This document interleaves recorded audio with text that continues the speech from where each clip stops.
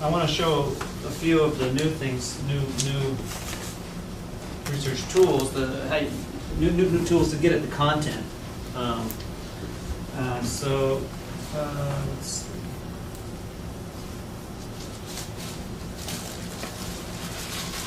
I'll go back to our collections page. So back to the Slavic and Eurasian Studies Department of the Library, our page. Over on the right, we actually have a list of new databases for Slavic and Eurasian Studies, and the top one is the Pravda Digital Archive. I'll talk about that in just a few minutes. You see also there MECAs, which is Middle Eastern and Central Asian Studies. That is a citation database for the two regions. That's one that we subscribed to in the last couple of years, and there have been a number of students that have found that extremely useful. Those who were in the Eurasian Security and Geopolitics class taught by, I think it was co-taught by Maria Omnianicheva and Shannon O'Leary. So a number of students found that really useful. So if that's an area that you study, I would encourage you to take a look at that up. I'm not going to demo that right now, but you know where you can get access to it. I'm going to talk a little bit today about the Digital National Security Archive and Pravda Digital Archive, but I do want to show you the variety of Eastview products that we have. So then if I click on the Pravda Digital Archive, you can see that it's part of this kind of larger collection of databases. This company, Eastview, provides the majority of our content, electronic databases for vernacular materials. We have access to the Russian National Bibliography through this company. We have access to Baltic CIS and Baltic periodicals, Russian central newspapers. That's all the newspapers in the Moscow region, St. Petersburg. Well, I shouldn't say all. I'm sure there are a few that don't get into it, but by and large, yeah, the majority.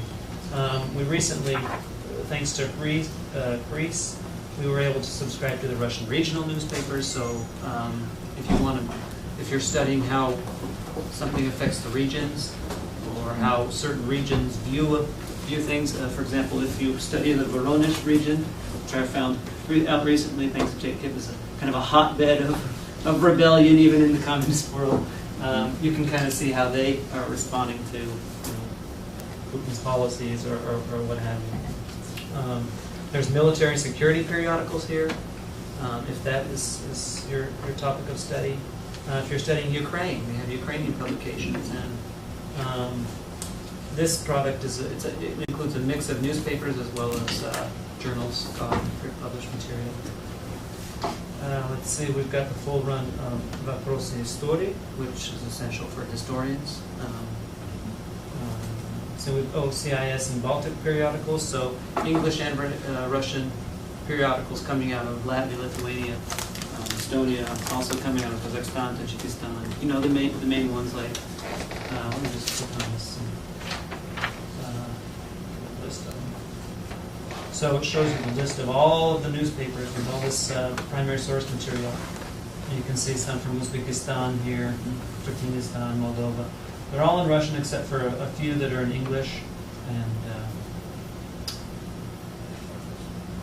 I want to point out that you can search in Russian here. You can also search in transliterated form, transliterated Russian. It's essential that you use their transliteration scheme if you do that. So if you click on this virtual keyboard, you can type in English. So there's the English keyboard, but you need to use the transliteration scheme that they use. And I don't see it here. Typically, in the past they've had it. Did they change it so it was LC? It's pretty close to the Library of Congress, which is where a catalog is.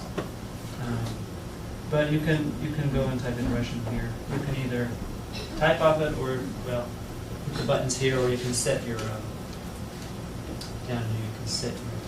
Do you have a language bar? I'm not sure it's installed on that. Okay, looks like it's not installed. Well, anyway, I'll just take a minute and do a little search, I was in trying to figure out what to search. I had this memory. I'm sitting in Voronezh in this Russian Alanya, right, in 1998, and so I'm, enjoying the heat on the top level. And so what are we talking about? I'm a lone American, 4 Russian guys. They're asking me, so tell us all about this Clinton and Monica Lewinsky case, right? So I've been in Russia the whole time. I don't really know what's going on, right? Luckily got to miss it all. So, John, one quick question. Yeah. The keyboard, can you switch between the Russian and homophonic? I think homophonic is right below, right here. So Okay. yeah, there are 2 there. I don't think you can't type on the keyboard with this, but I don't think, no, just have to hit the buttons. But I'm sure on your computers you have the keyboards installed, whatever keyboards you use. Anyway, so if I type in Clinton,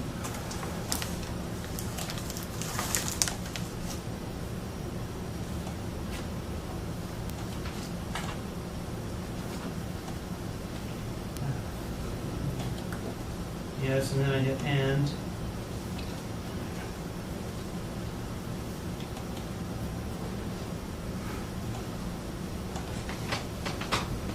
Lewinsky. I think that's how they spelled it.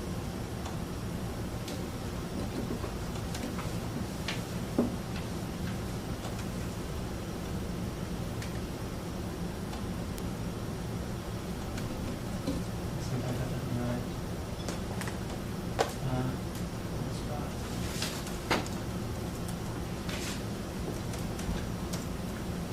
Okay, so if I hit that, if I search the way it is now, it will search all of the content, these 12 or so databases.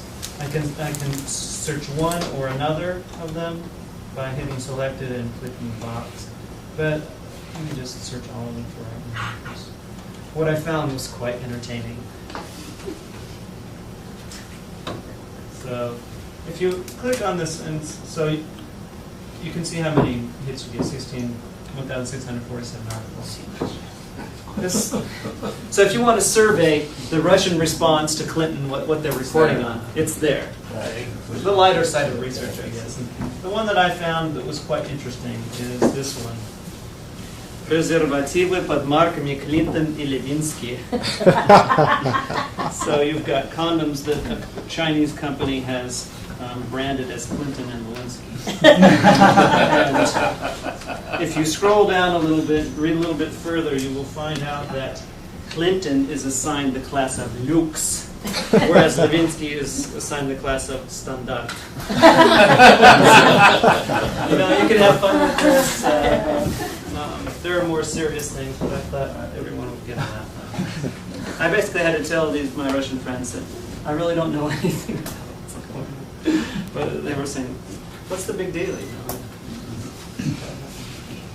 Okay, so anyway, lots of content. Where was that recorded? Молодежь Эстонии. You can imagine.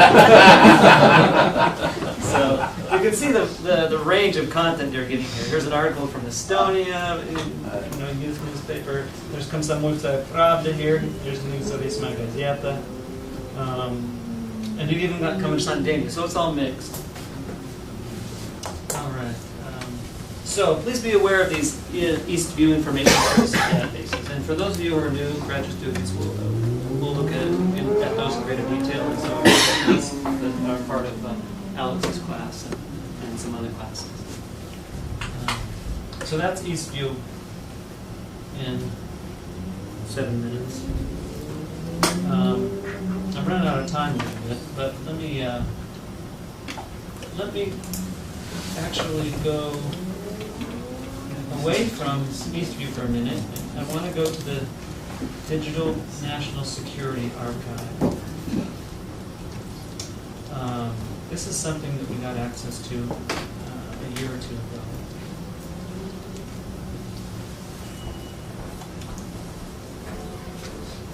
And I took a few, you may have occasion to look for materials in here, stuff that's been recently declassified. So here's one access point to it.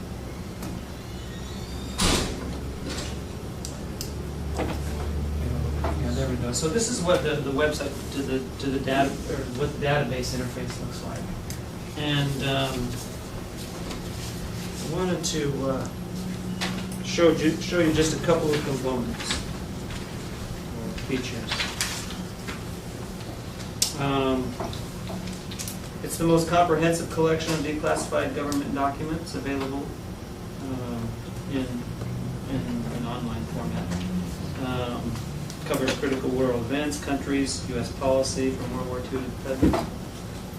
And don't confuse this with the actual website of the National Security Archive. There's an actual website in which they post new things that have been declassified.